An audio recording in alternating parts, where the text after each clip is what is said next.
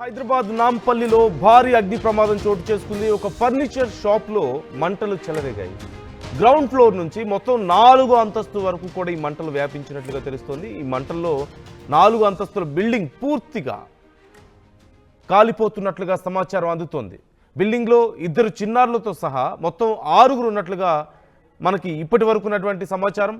అయితే 4 ఫైర్ ఇంజన్లతో ఈ మంటలను అదుపు చేసే ప్రయత్నం చేశారు. సహాయక చర్యలు చేపట్టింది రెస్క్యూ టీం.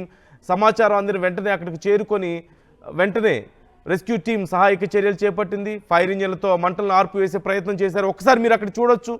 మీరు అక్కడ చూడండి, మంటలు భారీగా ఎగిసిపడుతున్న నేపథ్యంలో స్థానికులు సైతం ఈ సహాయక చర్యల్లో పాల్పంచుకున్నారు. అయితే ఇప్పుడే అందుతున్నటువంటి ఫ్రెష్ డీటెయిల్స్ మనకి మంటలు చాలా వరకు అదుపులోకి వచ్చాయంటూ తెలుస్తుంది. కాకపోతే ఆ బిల్డింగ్లో 2 చిన్నారులతో సహా మొత్తం 6 లోపల చిక్కుకుపోయారట. ఇంకా చాలా ప్రాంతాల్లో పొగ పూర్తిగా నిండిపోయి ఉంది చాలా ఫ్లోర్స్లో. మరోవైపు ఇంకా పూర్తిగా ఆ సిచ్యువేషన్ కంట్రోల్లోకి రాలేదంటూ తెలుస్తుంది. వారిని బయటకు తీయడానికి చాలా కష్టం అవుతుంది అంటూ సమాచారం అందుతోంది.